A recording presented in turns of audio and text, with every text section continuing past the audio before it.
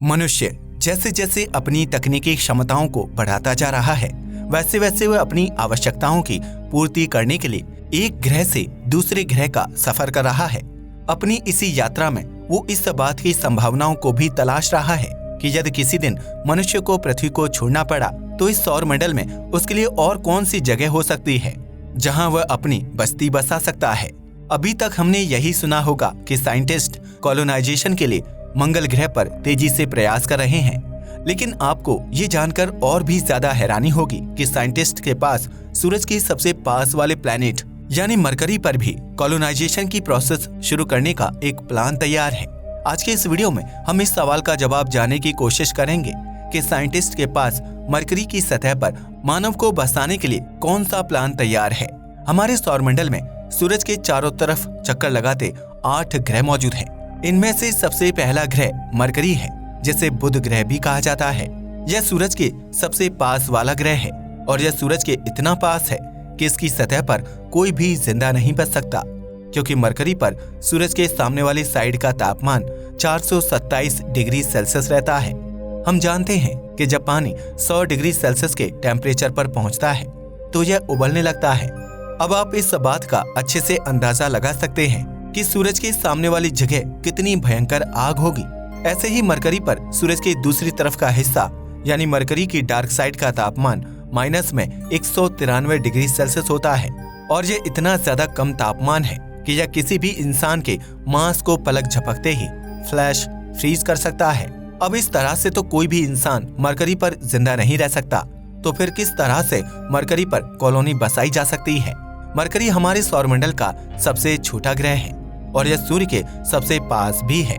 इसके अलावा इस प्लैनेट की सबसे मजेदार बात तो ये है कि मरकरी पर एक दिन पृथ्वी के करीब 116 दिनों के बराबर होता है, जिसके कारण इसका एक हिस्सा लगभग हमेशा सूर्य के सामने रहता है, तो वहीं दूसरा हिस्सा हमेशा ही सूर्य के एकदम अपोजिट साइड में होता है। यही कारण है कि मरकरी के एक हिस्से में आग बरसती है तो वहीं दूसरे हिस्से में तो इंसान जम ही जाएगा। इसके अलावा इस प्लैनेट पर एक साल सिर्फ 88 दिनों का ही होता है, यानी मरकरी को सूर्य के चारों तरफ एक चक्कर लगाने में 88 दिन का समय लगता है।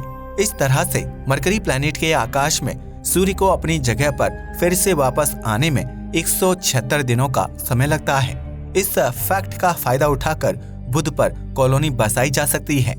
इसके लिए वैज्ञानिकों को एक ऐसा शहर बसाना होगा जो हमेशा चलता रहे और उस कॉलोनी को रात और दिन के किनारे में रखा जाए।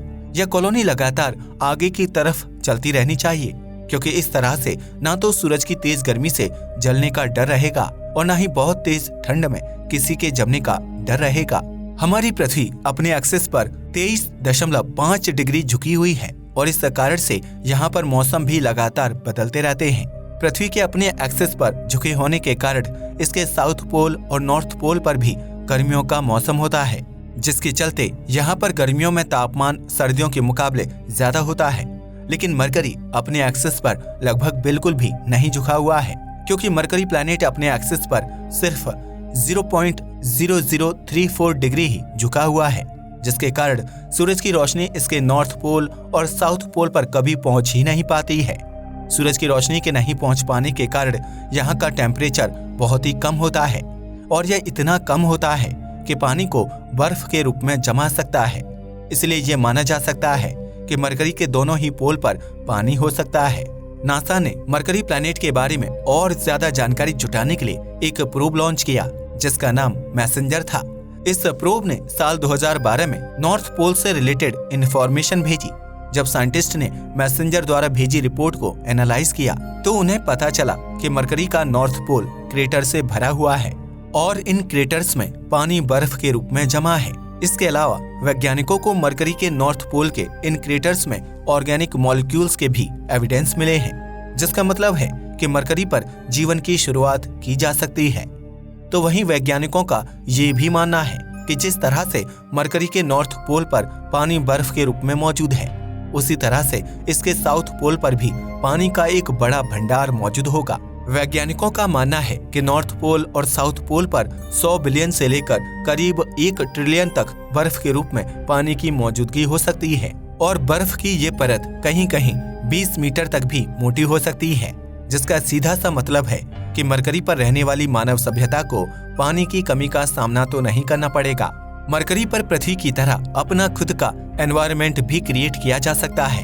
साल 1992 में एक ब्रिटिश मैथमेटिशियन रिचर्ड टेलर ने कॉलोनी निर्माण के लिए पैरा टेराफॉर्मिंग नाम की एक प्रोसेस के बारे में बताया और इसी प्रोसेस के कारण मरकरी पर कॉलोनी के लिए अपना खुद का एनवायरनमेंट क्रिएट किया जा सकता है। इस हाइपोथेसिस के अनुसार प्लैनेट के जिस भी एरिया को सेल्फ कंटेन्ड एटमॉस्फेयर में बदलना हो, उस एरिया में एक प्रेशराइज्ड एनक्लोजर बनाया जा सकता है। उस प्रेशराइज्ड एनक्लोजर को मानव की रिक्वायरमेंट के अनुसार हर एक सिचुएशन के अनुसार बदला जा सकता है। इसके लिए मरकरी की बर्फ का उपयोग किया जाएगा। सबसे पहले मरकरी की बर्फ को पिघलाकर लिक्विड वाटर में बदलना होगा। पानी के पिघलने के कारण वाटर वेपर बनेगी और सूरज से आने वाली सौर रेडिएशन के कारण इससे धीरे धीरे ऑक्सीजन बनने लगेगी।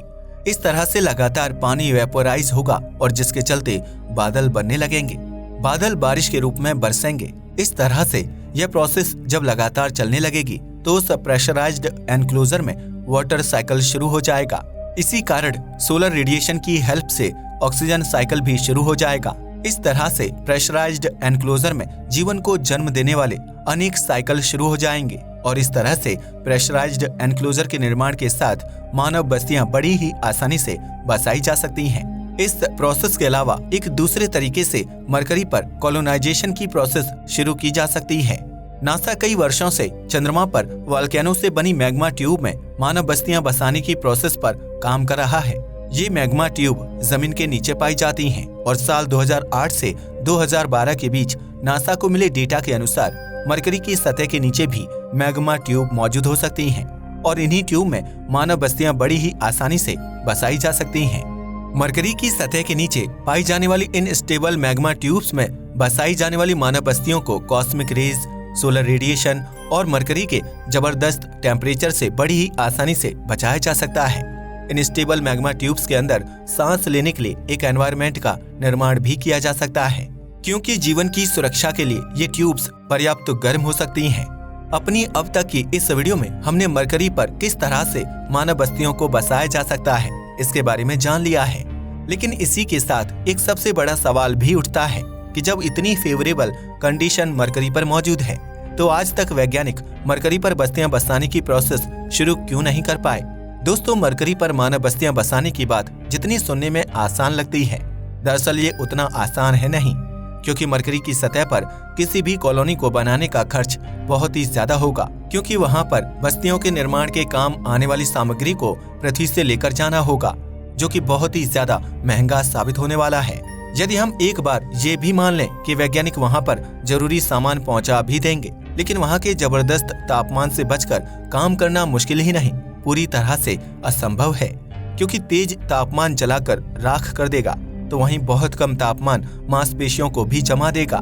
यदि ये भी मान लिया जाए कि इस काम को मानव की बजाय रोबोट से करवाया जा सकता है, तो पूरी तरह से कॉलोनी के निर्माण तक उन रोबोट्स को कॉस्मिक रेज और सोलर फ्लेयर से बचा पाना पूरी तरह से असंभव होगा।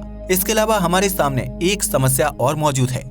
मरकरी तक पृथ्वी से जरूरी सामान को पहुंचाने और वहां से लाने के लिए अभी तक हमारे पास इस तरह का कोई भी यान नहीं है और न ही मरकरी पर मौजूद नेचुरल डिजास्टर से बचने के लिए एडवांस टेक्नोलॉजी है। इसलिए यहाँ पर कॉलोनी बसाने की बात करना बिल्कुल ऐसा है जैसे कि बहुत तेज आंधियों में टेंट का घर बनाना, जो कि असंभव सा काम लगता है। इस तरह से ये कहा जा सकता है कि मरकरी पर किसी भी तरह से मानव बस्तियों को बसाया नहीं जा सकता है।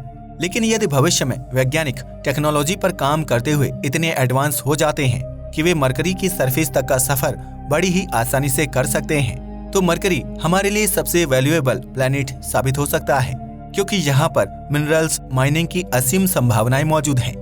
वैज्ञानिकों की माने तो मरकरी एक टेरेस्ट्रियल प्लैनेट है और इस कारण से यह एक सिलिकेट रॉक्स और मेटल से बना हुआ है, जिसका कोर पूरी तरह से आयरन से बना हुआ है और क्रस्ट सिलिकेट का बना हुआ है।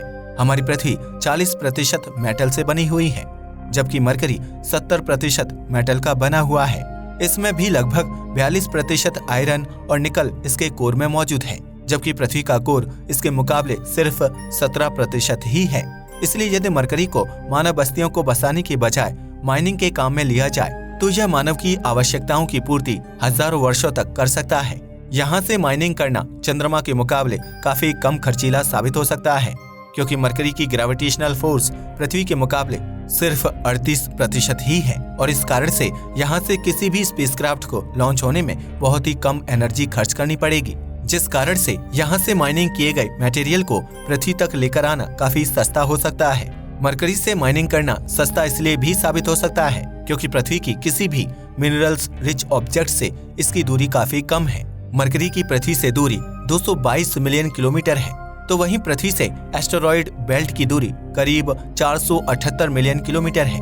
जुपिटर के मून की दूरी 928 मिलियन किलोमीटर और सैटर्न के मून की दूरी करीब 1.67 बिलियन किलोमीटर है।